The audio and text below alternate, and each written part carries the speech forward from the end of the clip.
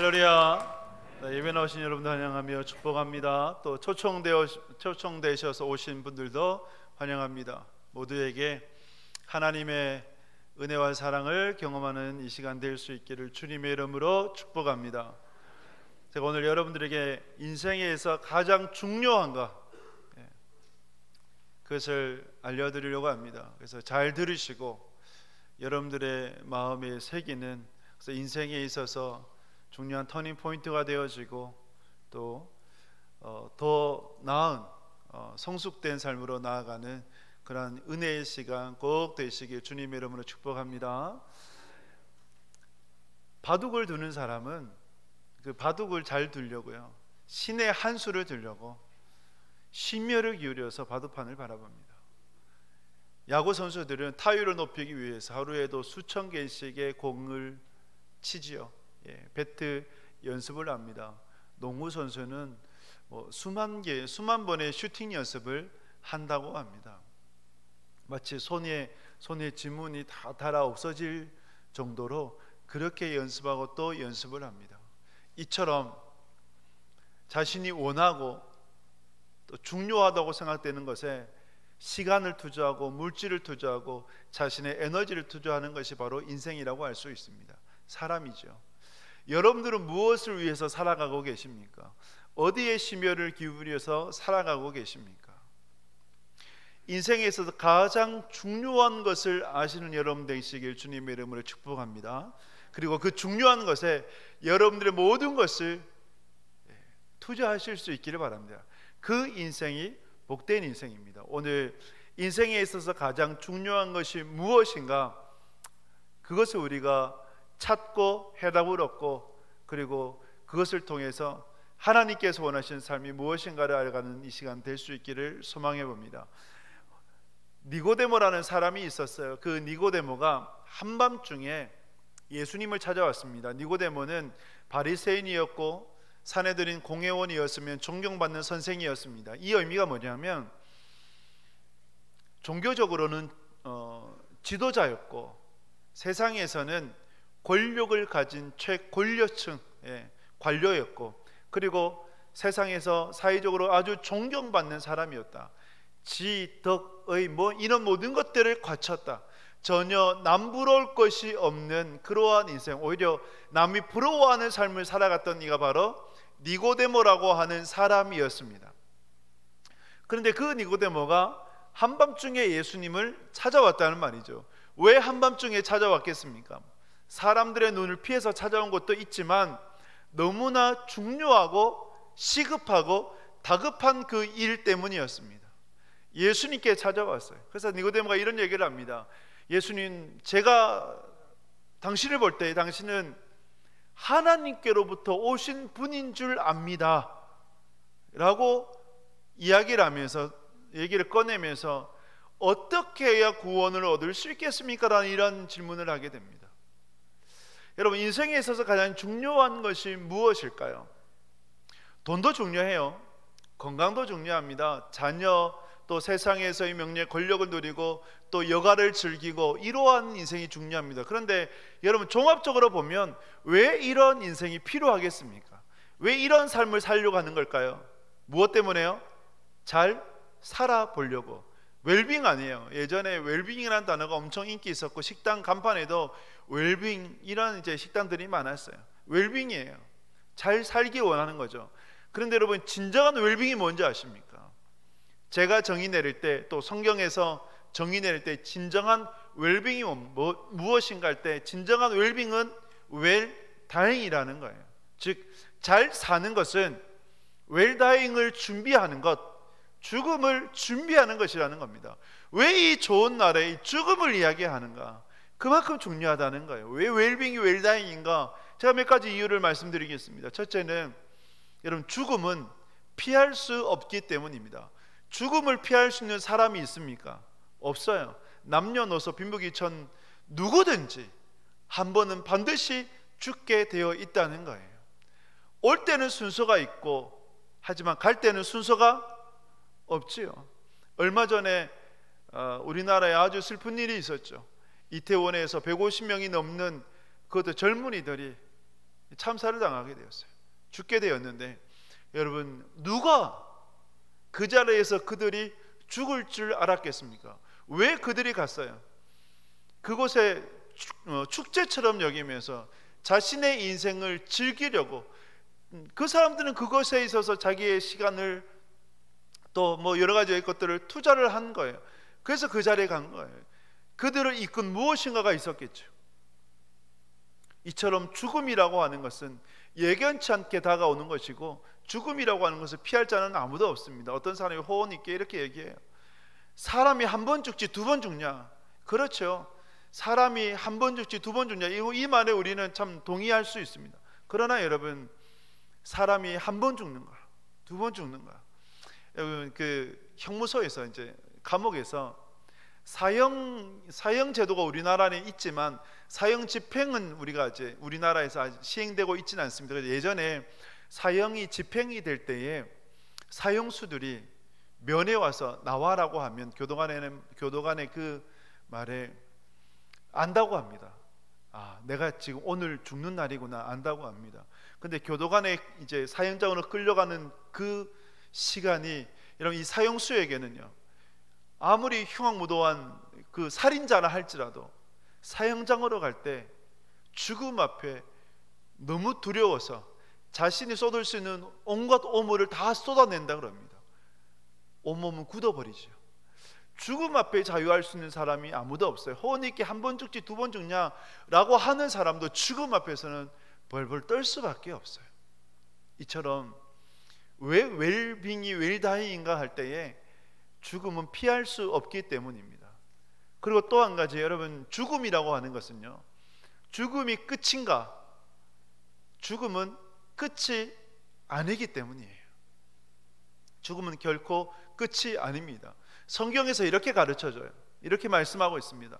히브리서 9장 27절에 보면 같이 읽겠습니다. 한 번 죽는 것은 사람에게 정해진 것이요 그 후에는 심판이 있으리니. 아멘. 한 번 죽는 것은 사람에게 정해져 있어요. 누구든지 사람은 죽어요. 누구든지 죽어요. 예. 그러나 그 죽음이 끝인가? 아니요. 죽음은 끝이 아닙니다. 반드시 심판이 기다리고 있어요. 그 유튜브에 보면 불교 회장이 예수님을 믿다, 이런 제목의 이제 그 기독교 간증 유튜브가 있어요. 그 유튜브인데 중학교 때 불교 학생 회장이었어요. 근데 이제 분이엘 고등학교에 가고 싶었던 거예요, 부산에. 그래서 분이엘 고등학교에 가고 싶어서 부모님께 설득을 해서 제가 양손에 묵주를 굳게 차고, 분이엘 고등학교가 기독교 학교거든요.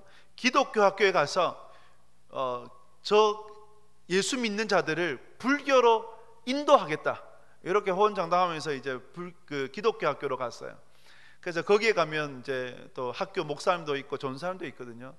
전 수업 들어와서 이제 성경에서 가르쳐 주기도 하고, 근데 이 목사님 또 이 전도사님이 이 학생에게 이제 전도하려고 또 말씀을 전하고 복음을 전하는데, 근데 이 불교 학생 회장을 역임했던 이 고등학생이 얼마나 대찬지, 종교의 자유가 있는데 왜 나에게 예수 믿으라고 강요하냐고, 그리고 나는 불교 학생 회장을 역임했던 사람이라고, 그러면서 나에게 예수 믿으라고 얘기하지 말라고 그렇게 대들고, 여전사님 나이가 많잖아요. 40, 50이 넘은 분인데 대들고 막 큰 소리 치고 그랬던 친구예요.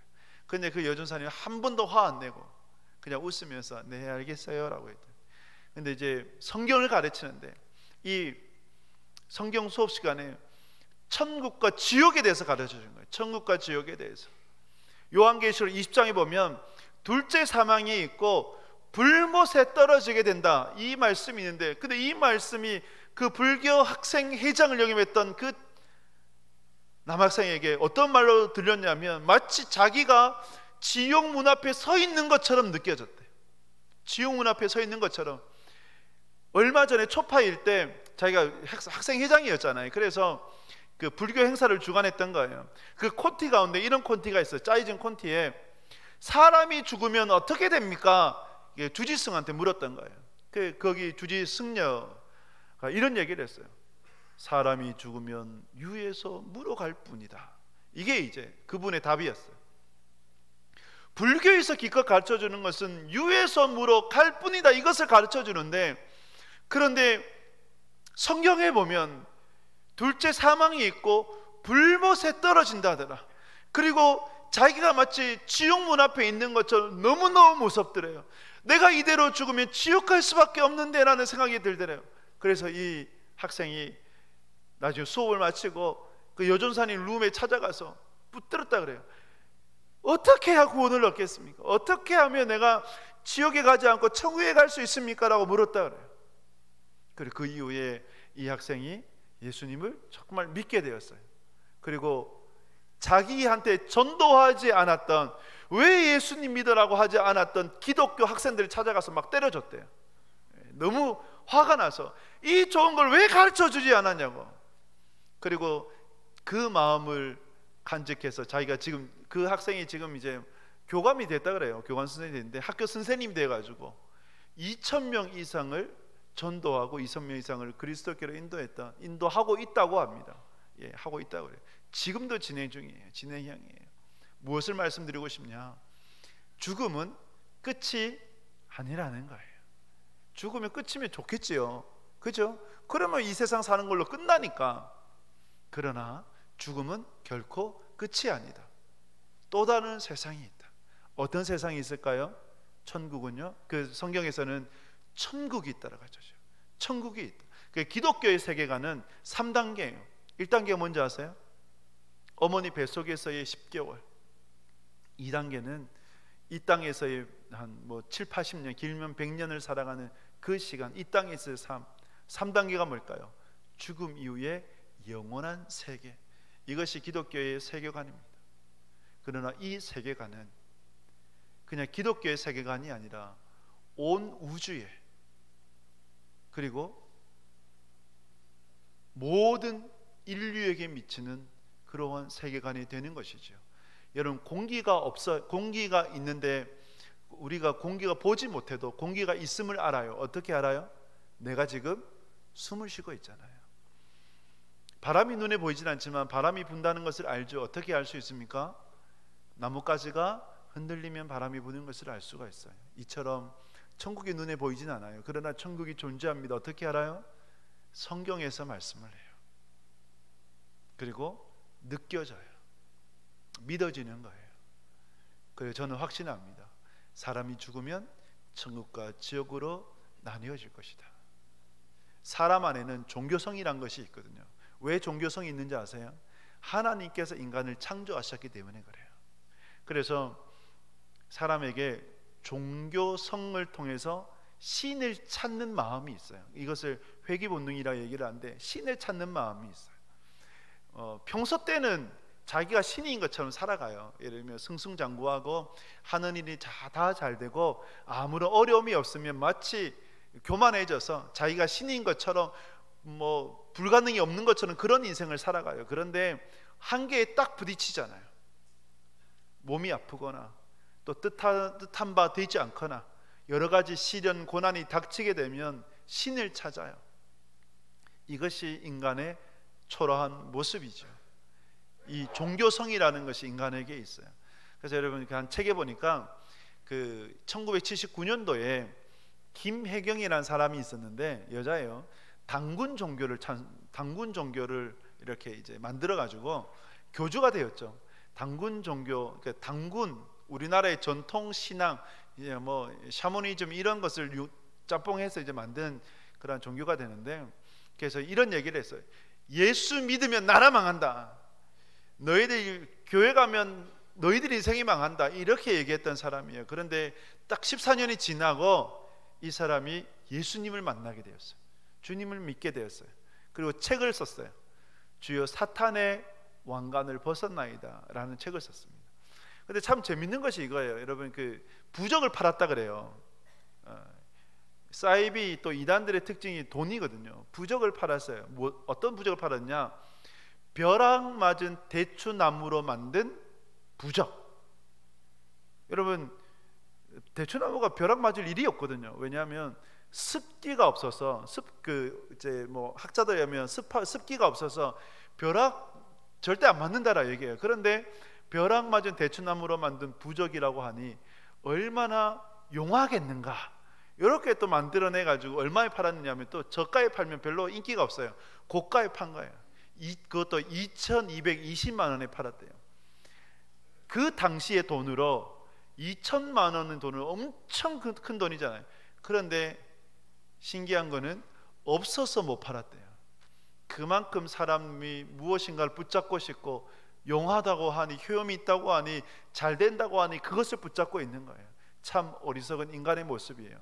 제가 말씀드리고 싶은 거는 인간의 종교성이 있어요. 왜? 하나님이 창조하셨기 때문에.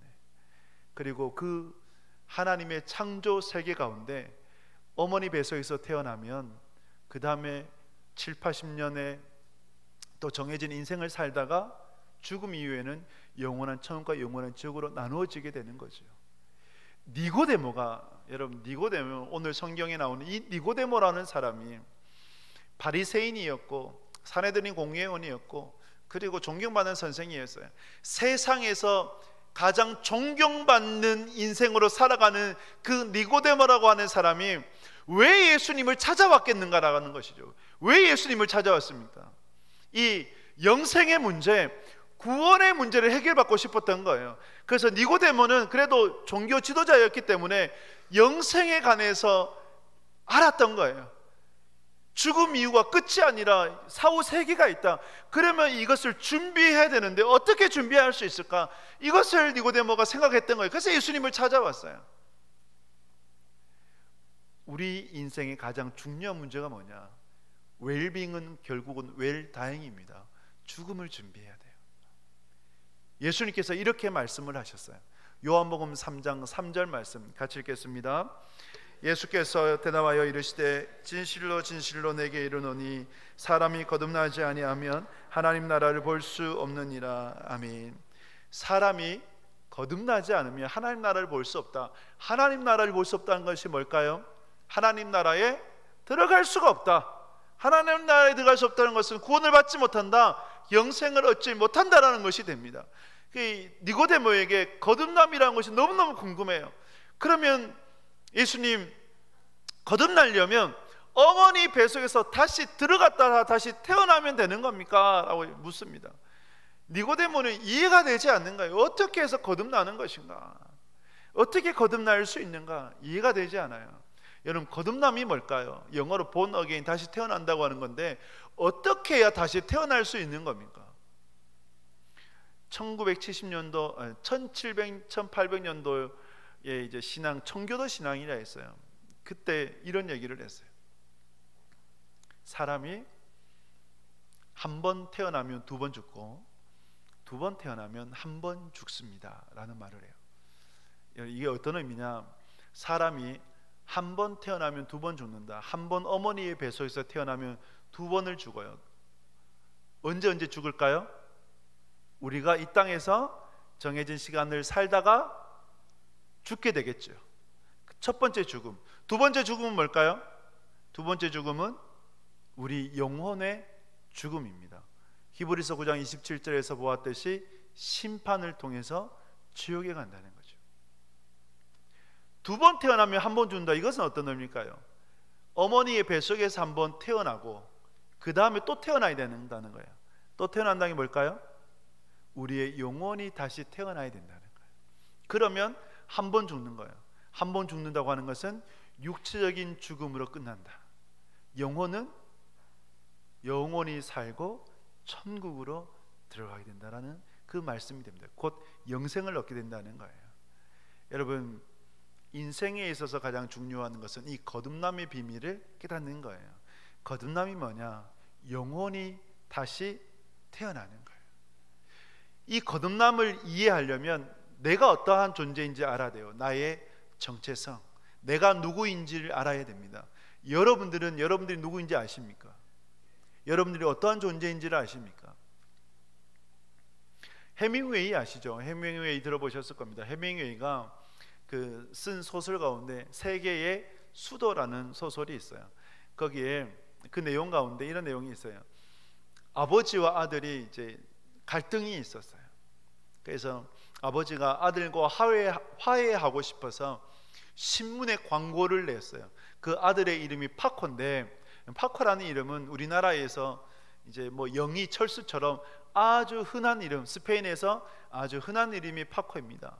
파코야, 내가 너를 다 용서할 테니 이제 그만 돌아오너라. 그래서 화요일 날 오후 2시에 몬타나 호텔 광장 앞에서 만나자, 이 광고를 내었습니다. 이 신문 광고를 냈는데 그때가 되었어요. 화요일 오후 2시가 되고 몬타나 호텔 광장 앞에 갔는데 몇 명이 나와 있었을까요? 파코라고 이름을 가진 아들이 몇 명이나 나와 있었을까요? 무려 800명이나 나와 있었어요. 800명이나. 이 어떤 의미냐면 그만큼 아버지의 속을 썩이고 허랑방탕하게 살아가는 아들이 그만큼 많다는 거예요. 무엇을 말씀드리고 싶으냐, 내가 누구인 줄 알아야 된다는 거예요. 여러분들이 누구입니까? 여러분, 우리는요 뼛속까지 죄인입니다. 뼛속까지 죄인이에요. 로마서 3장 23절에서 이렇게 말씀을 합니다. 같이 읽겠습니다. 모든 사람이 죄를 범하였음에 하나님의 영광에 이르지 못하더니. 아멘. 모든 사람이 죄를 범했어요. 하나님의 영광에 이르지 못하게 됩니다. 모든 사람이 죄인이라고 하는 거예요. 이 세상에 태어나는 사람은, 또 이 세상에 존재하는 사람은 모든 사람이 죄인이라는 거예요. 근데 이 말씀을 들으면 너무너무 기분 나빠요. 왜 내보고 죄인이라 그러냐? 내가 얼마나 착하게 의롭게 또 선한 일을 하면서 다른 사람 도와가면서 내가 얼마나 그렇게 살아가는 줄 아느냐? 당신이 애들 교회 다니는 사람들보다 내가 훨씬 더 착하다, 이렇게 얘기하는 사람도 있어요. 그런데 여러분, 후천적인 죄뿐만 아니라 선천적인 죄를 이야기를 해요. 태어나면서부터 갖게 되는 죄, 첫사람 아담의 불순종으로 해서 죄가 세상에 들어왔고 죄인이 되었고, 그래서 아담의 후손들은 다 죄인으로 태어나요.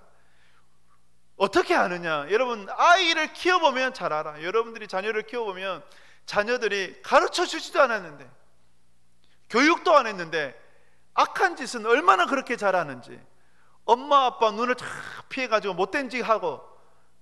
여러분들의 자녀는 그렇지 않은가 봅니다. 저희의 자녀는 그렇더라고요. 가르쳐 주지 않았는데 거짓말을 하는 거예요. 깜짝 놀랐어요. 야, 이 아이가 얼마 되지도 않는데 어떻게 가르쳐 주지 않는데 부모를 이렇게 속일 수가 있지? 너무너무 놀랐어요. 근데 그때 깨달았어요. 아, 인간은 죄인이구나. 뼛속까지 죄인이구나.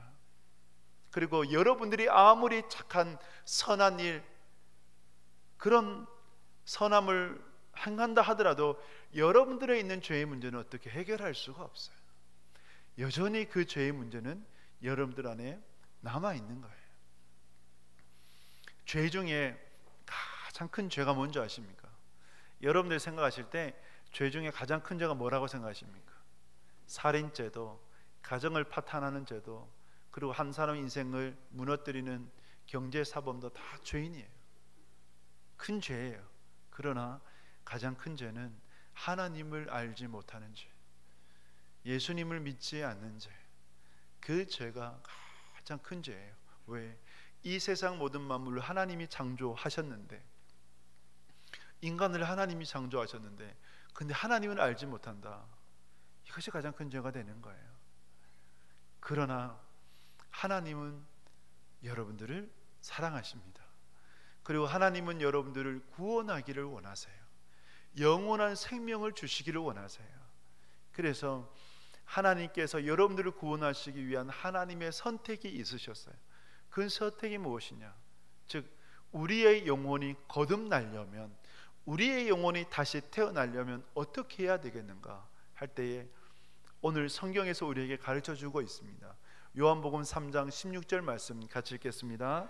하나님이 세상을 이처럼 사랑하사 독생자를 주셨으니 이는 그를 믿는 자마다 멸망하지 않고 영생을 얻게 하려 하심이라. 아멘.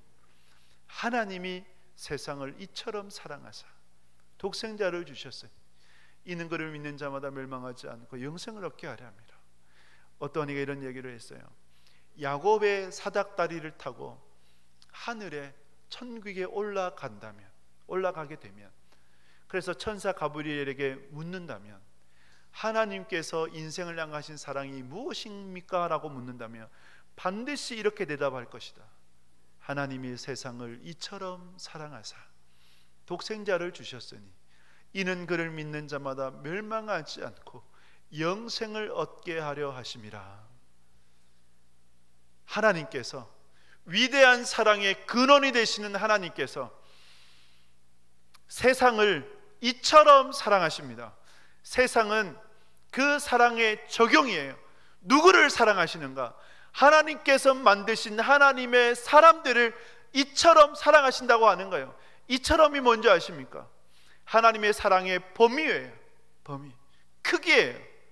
하나님께서 이렇게 사랑하신다는 거예요. 어린아이들에게 얼만큼 사랑하니 물은다면 어떻게 대답합니까? 팔을 쫙 펴서 이만큼 사랑한다. 또 얼만큼 사랑하니 이래 물어보면 하늘만큼, 땅만큼, 저 우주만큼 사랑한다고 얘기하죠. 그보다 더 크신 사랑이 이처럼의 사랑이에요. 어떻게 알아요? 하나밖에 없는 아들 예수님을 내어주셨잖아요. 그래서 그 예수님을 믿는 자마다 멸망하지 않고 영생을 얻게 되는 거예요. 하나님의 사랑을 믿게 되면 소유하게 돼요. 영생을 소유하게 됩니다. 무엇이 유효한가? 멸망당하지 않는다는 거예요. 그렇다면 왜 하나님의 선택이 하나밖에 없는 아들 예수 그리스도가 되신 것일까요? 죄의 용서함을 받아야 되는 거잖아요. 죄의 용서함을 받으려면 구약 성경에서는 짐승이 대신 죽었어요. 그런데 매번 죄 지을 때마다 제사를 드리고 짐승을 대신 죽도록 했어요. 그것은 불완전한 거예요. 온전한 구원이 되지 않아요. 그래서 하나님께서 하나님의 백성들을 구원해야 되는데, 그렇다면 대신해서 누가 죽어줘야 되는데 누가 죽을 수 있는가? 하나님이 죽으실 수는 없잖아요. 그래서 하나님의 선택은 하나밖에 없는 아들 예수가 되신 거예요. 그 예수님을 이 땅에 보내어 주셔서 흠도 없고 티도 없으신, 죄 없으신 예수님께서 십자가에 못 박혀 죽으신 거예요. 그러나 죽으신 것으로 끝난 것이 아니라 3일 후에 다시 살아나셨습니다. 그래서 그 예수 그리스도를 믿는 자마다 멸망하지 않고 영원한 생명을 얻게 되는 것입니다. 다시 태어난다는 것이 무엇인가? 바로 이 예수 그리스도를 믿음으로 말미암아 영원히 거듭나는 것이에요. 영원히 새로워지는 것이에요. 그 영혼이 다시 하나님 앞에서 태어나는 것이 바로 거듭남이라고 하는 것입니다. 그러면 누가 영생을 얻는가? 2번 태어나는 사람, 육체적으로 한 번 태어나고 영원히 다시 태어나는 사람, 이 사람이 하나님 앞에서 영원한 구원을 받게 되는 것입니다. 여러분들이 이 놀라운 사랑을 가슴에 새길 수 있기를 바라고, 그를 믿는 자마다 멸망치 않고 영생을 얻게 되는 것인데, 예수 그리스도를 믿음으로 말미암아 영원한 생명을 얻는 여러분 될 수 있기를 주님의 이름으로 축복합니다. 우리 주님은 누구든지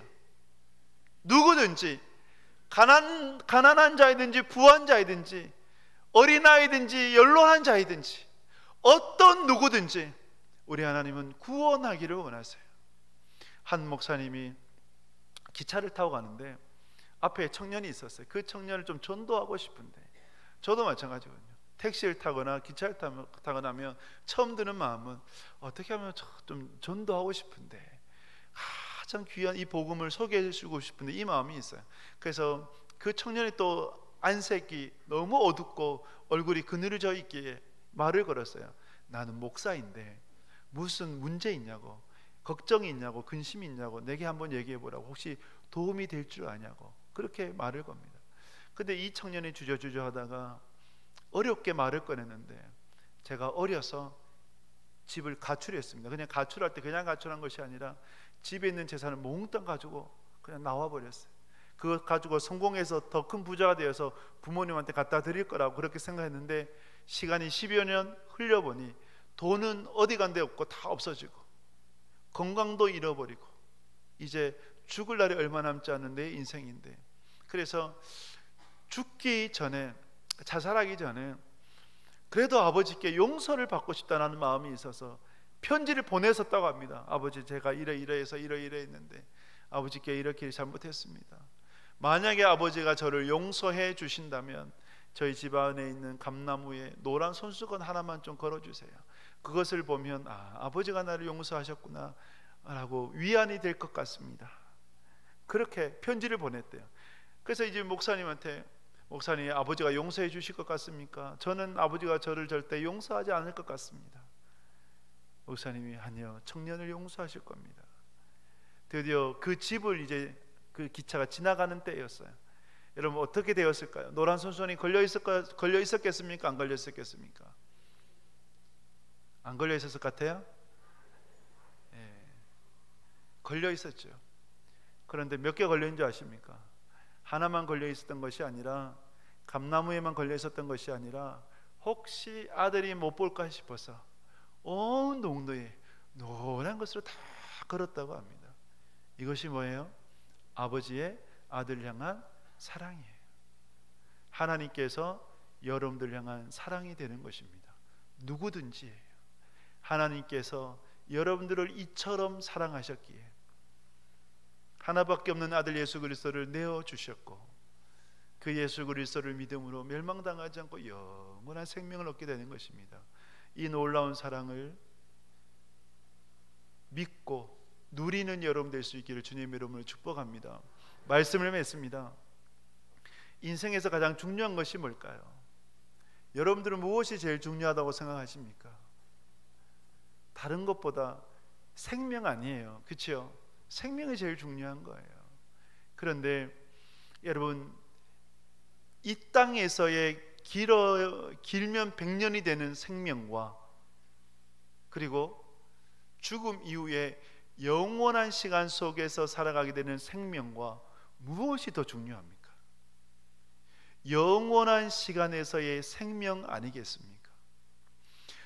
여러분들이 예수 그리스도를 꼭 만나시고 그 예수 그리스도를 믿음으로 말미암아 영원한 생명을 누릴 수 있기를 주님의 이름으로 축복합니다. 니고데모가 세상에서 남부러울 것 없는 존경받는 인생이었지만, 그러나 이 영생에 관한 문제를 해결하지 못해서 한밤중에 예수님을 찾아왔어요. 예수님을 만났어요. 그리고 그 크신 사랑을 경험하게 되었습니다. 이 니고데모가 변화되어 버렸거든요. 인생이 바뀌어버렸어요.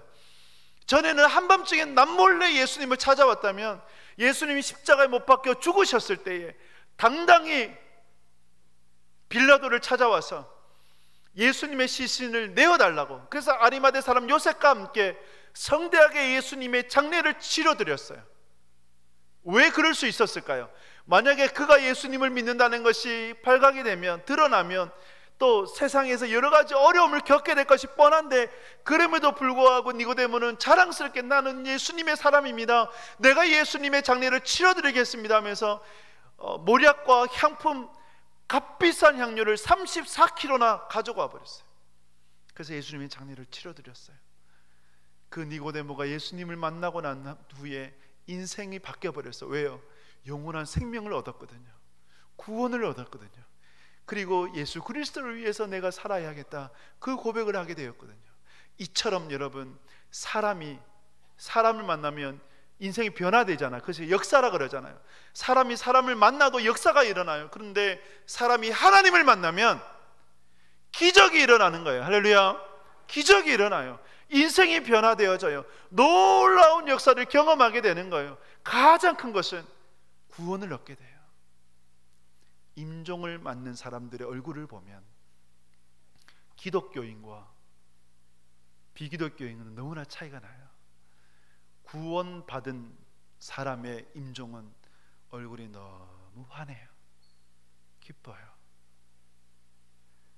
천사가 하나님이 나를 맞으러 오시는구나, 이런 고백을 많이 한대요. 여러분들은 어떠한 인생을 사시겠습니까? 인생에서 가장 중요한 것, 예수 그리스도를 믿음으로 말미암아 영원한 생명을 얻을 수 있는 여러분 되시길 주님의 이름으로 축복합니다.